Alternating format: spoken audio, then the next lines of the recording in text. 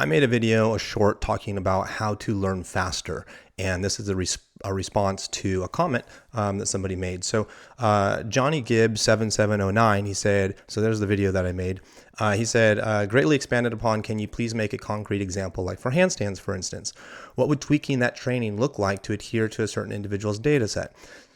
So you might want to go back to check out my shorts and see the whole learning faster thing, but I'll just give you a summary in the sense of, if we want to learn faster, it comes down to what does the athlete already know inside their brain, and how do we connect that to the current present situation now?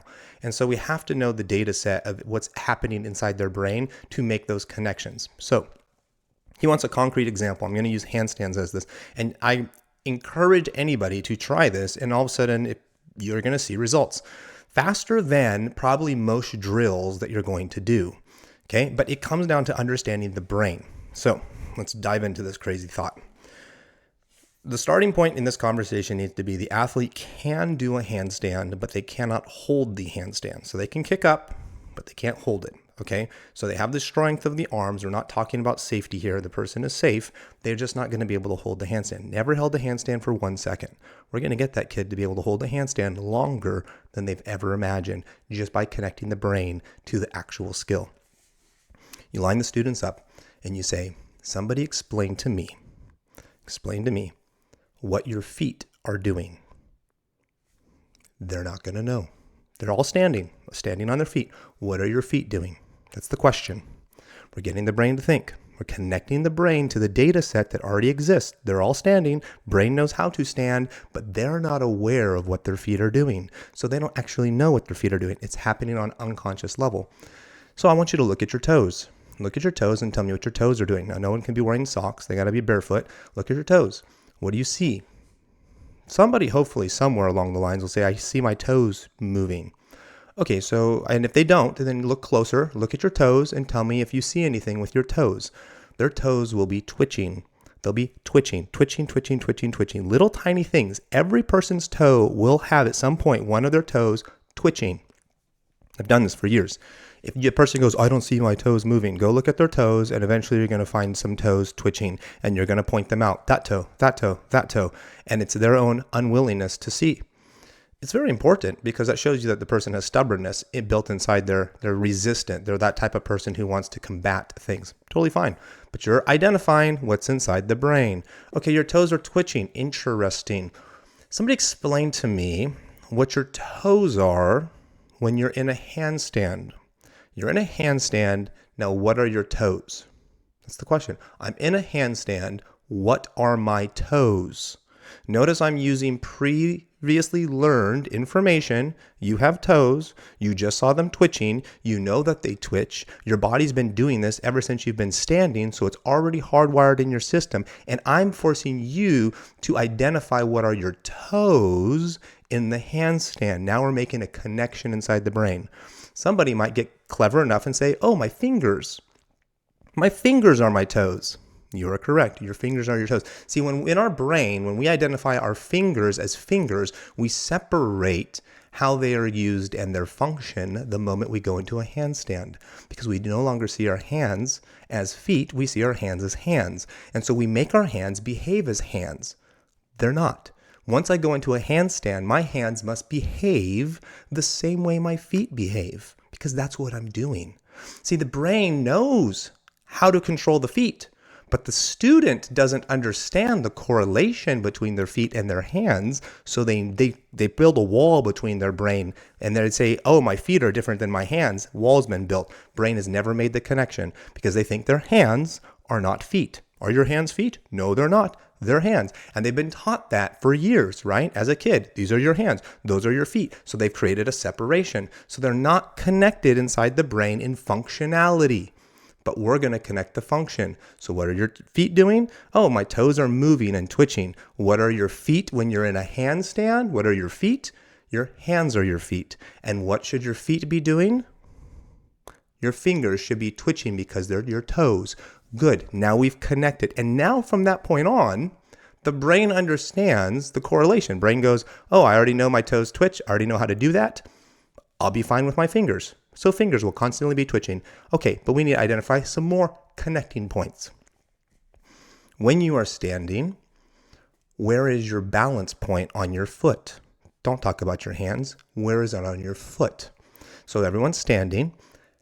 Where are you balancing on your foot? Are you on your heels? Are you on your toes? What they should identify is it's the middle of their foot, that they are slightly leaning forwards. Okay. Is anyone notice that they're slightly leaning forwards and that your balance point is actually on the middle part of your foot? You're balancing over the middle part of your foot. Does anyone notice that? Oh yeah, I am. Stand perfectly upright so all your weight is on your heels. Notice how the pressure comes off the front of your feet, your toes, the balls of your feet. The pressure comes off there, and maybe someone's going to stand up onto their heels and even fall backwards. So where are we doing? We're leaning forwards over the center part of our foot. And does anyone notice that when you're doing that, there's actually pressure being pushed into your toes? Yeah. So where's the balance point on our hands? If our hands are our feet, where's the balance point? It's right here. Right here. Okay? It's that nice little spot of your knuckles. That's your balance point. And if I'm in a handstand and I'm leaning, okay, I'm in my handstand and I'm leaning over, so I should be leaning over this part of my hand, that lean is going to then do what to my hands? It's doing it to my feet. What is it going to be doing to my hands? It's going to be putting pressure into my fingers, because as I'm standing and I'm slightly leaning forwards, it's putting pressure into my toes. So if I'm in a handstand, I should be slightly leaning and putting pressure into my fingers. Okay. Now, what would happen if I lean forwards too much? Well, you have them lean forward too much until they have to take a step. What happened? Well, I leaned so far forwards that my toes could no longer push against the ground hard enough to stop me from falling. Right. If you lean too much, your toes cannot push into the ground to stop you from falling. I want everyone to lean as far as they possibly can standing, push their toes into the ground as hard as they can, and push themselves backwards into their balance position. So we're leaning, we're pushing our toes into the ground, and now we're coming back to our balance position. Does everyone feel how hard their toes have to work? Yeah, I do. Interesting. How hard do you think your fingers are going to have to work if you fall that much? Oh, a lot. Correct. But now we're correlating neurological engagement and effort and response time. They're seeing how, oh, I've gotten past my balance point, I'm falling, toes dig in, lots of pressure. So now they're going to feel when they're upside down and they're falling, their fingers will naturally start to dig in and give that pressure because it knows what to do, because we've just connected standing. Standing, they've done it their whole life. They know how to do it. So it's not going to be confusing. They're going to actually know what the problem was when they make the mistake, and they will fix it. Most mistakes happen is you must have a perfect handstand shape. You have to be round in your chest. You have to have straight elbow. That's not how people learn to stand. People learn how to stand wobbly and shaky and weird, and the toes are twitching and they're figuring it all out. That's how they learn to stand. Let's build our handstand the same way we learned how to stand on our feet. Okay, is there anything else that we need to know? Yes, there's a couple things we need to know. If I'm falling over to my back side, so I'm falling over, I kicked up to my handstand, I'm going to fall over to my back. What is my technique essentially to prevent this from happening? What shape am I going to typically be in? Well, you're going to typically kind of be in an arch position, because as you push onto your fingers and you're pushing your fingers down into the ground as hard as possible, your shoulders and belly button are going to be moving the opposite direction of that push. So you're going to see an arch position. So as you start falling over, if you fall over too much and you start putting a lot of pressure onto your fingers, you're going to go into an arched position. Okay. And you're going to see this too. If you go have a person stand on their feet and you have them lean forwards too much, okay, and they start pushing into their toes, what are you going to see? Their butt's going to go backwards. That's the arch position. Okay. It's just from a standing shape. So they're creating the opposite direction. So, and then what do we want if we fall on our belly side? Well, we can actually close our shoulders and think planche. We can actually planche and let our shoulders lean over our hands even more, because as we're falling to our belly, we just lean our shoulders over and that pulls us back into our balance. So we need to actually learn how to use our shoulders a lot to control and counter essentially with the fingers. But what relationship do we have with our standing? Our hips. Lean forward, your butt goes backwards, you lean backwards, you start thrusting your hips the other way, you bend your knees, right? And you try to get your hips to go on the other side if you're falling backwards. You don't stick your butt behind you as you're falling backwards. You're like, whoa, and you try to get your hips to push the opposite direction. So there's this relationship of hips with relationship of what the feet are doing. Well, we need to have the same relationship with our shoulders, that what our hands are doing. The last thing I will tell a person is small corrections, micro corrections. Don't overcorrect. Okay, we want little tiny corrections because that's what our feet were doing when they were standing. We saw our toes twitching. They were not making big movements. They're just twitching to make the corrections. So that's what we need is small corrections. And what you're going to find is the light bulb is going to go off inside your student's head and they're going to be like, oh my goodness, a handstand is the same as standing. My fingers are my toes. My balance point is in the same exact spot. If I fall too far over my hands, I do the same thing as if I were to fall too far over my feet. And if I were to fall the other direction, I do the same thing if I were leaning backwards too much, how I would try to pull myself forwards. Now the brain is taking a previously learned data set and it's applying it to, correlating it to a new experience. And then what all the challenge at that point is re-identifying every single point. Where is my lean supposed to be? What are my fingers, my toes? How are they supposed to operate? You're just identifying those to build stronger connections in the brain. Because the brain knows how to do it. It just hasn't identified. You don't want to throw 15 things like I just showed you gave you a bunch of information. You wouldn't just repeat all of it at the same time because the brain's like, I don't know what to hold on to. You might focus, hey, I want better fingers. Let's make sure those fingers are constantly in a state of moving. Make sure that we're always falling over our fingers. We got to always have pressure going into our fingers. Make sure that is happening. So then does anyone feel the pressure in their fingers? Yes. Okay. Once we have pressure in our fingers, we need to make small corrections, not big corrections because we don't want to fall backwards or fall forward aggressively. Okay, we got that, small corrections. We want to use our shoulders to help counterbalance what our fingers are doing. So start playing with that. Pretty soon you're going to get a kid who's going to get a 1 second handstand. I mean, I've had kids who've gone from no seconds to 3 second handstands like that. That's it. And they're playing with it, having fun and connecting the things that they already know. So they already feel competent. They're walking into this going, I know how to stand. I'm really good at it. And so their confidence level is already there. So you're like, good, take the thing that you're confident in, that is just so easy for you to do, and apply it to a handstand. And now it's so easy for you to do. This isn't complicated. And the only reason why you can't hold that handstand for 1 minute is because you just decided that it was hard. It's not hard. You can stand there for a minute. Can you stand still for a minute, not remove your feet? Yes, you can do it in a handstand as well. And once you understand that correlation, the confidence, it demystifies everything. It takes away the difficulty of everything. And it really presents the information in a way that anybody can do this if they want to. And it's really up to you to just better understand the thing you know how to do and correlate it to this new thing. Well, kids can play with that. That empowers them so much to actually have all the answers, to try it again and figure it out and tweak and play because they are now empowered to be the person who's going to make their own corrections essentially. When somebody doesn't understand how a handstand works, they're constantly like, Coach, was this better? Coach, look at me. Coach, did I do this right? How do you like this one, Coach? Okay, not that one. That one I messed up on. And it's trial and error. It's huck and chuck. It's luck. It's hoping that maybe I get it. I don't really know. And it's not predictable. And it's not empowering of the student. And it's very important that you understand this last point I'm going to say. You don't have to teach a child how to stand. They don't have to learn. They don't have any they have no verbal communication. A child learns to stand because the brain is designed to learn how to do stuff. It's designed to do that without instruction. It'll learn how to do it.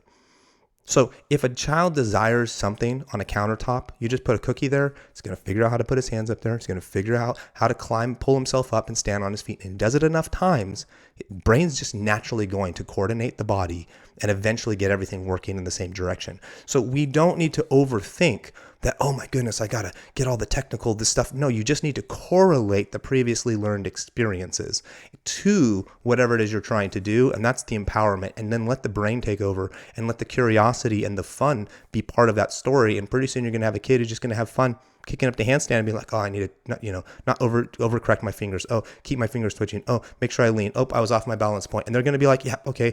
And then they're going to walk that day and you just look at them. You just go, hey, handstands. It's easy as standing. You can stand just fine. You'll get it. You'll get it. You just got to put in the time. Just like when you're a baby, learning how to stand. That's it. And your brain will figure it out. But keep doing it and put in those sections. And all it takes is a kid to go from 0 seconds to 1 second to realize, wow, I can do this. And when one kid goes from 0 seconds to 3 seconds, it tells everybody, like, you all can do this. And then you get a kid who gets, I got a girl who once got stuck in a handstand, right? So she got to her handstand and she got stuck in the handstand. She didn't know how to come out. She hit that perfect balance point. Everything's just locked in perfectly. And she's like sitting there, everyone's laughing because she's just like, I've never been in a handstand this long before and I don't know how to come out of it. And that's it. So that's how you take your previously learned data set and you apply it to the new experience. And that's how you break it down through conversation. It's not some crazy drills, not some crazy setups. It's simply just connecting the brain and changing the perspective and the frame of reference of the brain's viewing the situation to what the brain already knows. And that's the empowerment. There you have it. Have a great day. Be blessed. Leave a comment. Let me know if this was helpful or informative to you. If you have more questions, keep reaching out.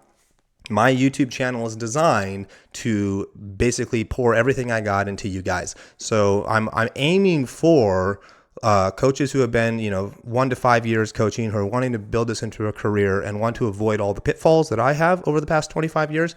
But I tend to have conversations with you coaches who have been in this for a seasoned amount of time.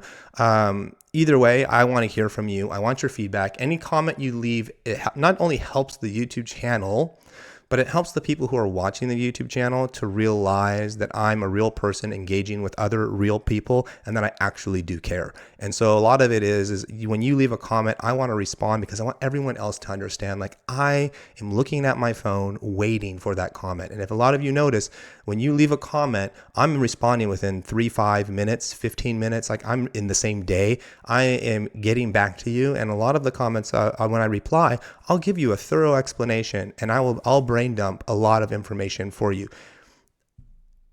Whoever you are watching this video, you matter.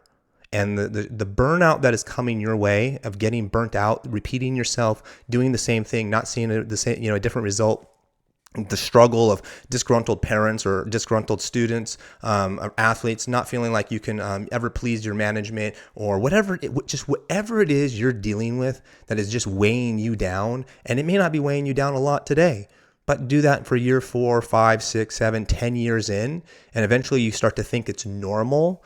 It's not.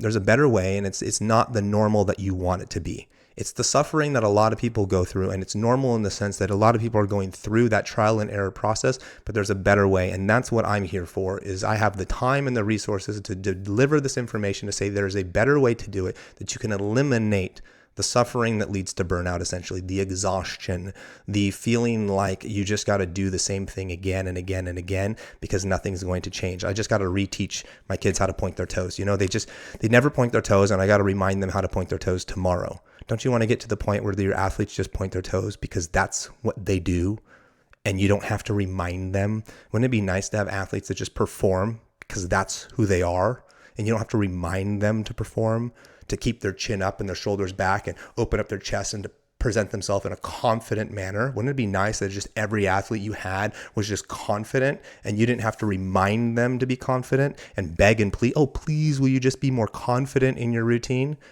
See, this is the stress and the struggle, and it's totally doable. You can get there. Every single person can get there, but some of it is reframing and understanding how to approach these problems from a different lens. And so I was terrible. I was a bad coach for 25 years, more like 20-ish. I struggled. I had my successes, but I had to work ridiculously hard to get them. And as I was just going through these processes, I realized, you know what, I can do this even better without getting to the point of burnout. And so that's what I'm here for. I'm here for you. I really, really get excited. Anytime someone leaves a like, a comment, a subscribe, just watches a video, I get excited. This is my joy. And this is the season of life that I'm in. And so I just really appreciate everybody who watches my videos. I appreciate all the support you guys give me. But this is just the reason why I can't say it enough. I get so excited every single day to take part in this channel, and just a little bit, if I can just give a little bit, 1% of something to you that just makes your life better, it brings me pure joy to know what it is. And so like, subscribe, leave a comment, share your stories, give me pushback. Raleigh, I hate your ideas. They're terrible. I love that too, because if you don't understand what I'm saying, how am I supposed to help you find the better way? And so I need to know where you're stuck. And if you are stuck, it doesn't offend me because I get it. I understand it. And I understand what it's like to have people who dig in and say, this is the only way to do it, or this is the way I'm doing it, or I'm not going to change. I get that. That's totally fine. I'm not trying to change any of that. But the conversation is what's important, and it benefits everybody in the community. And so I appreciate any conversation that we're having. So just know that. Thank you very much. Have a great day. Be blessed. Bye, you guys.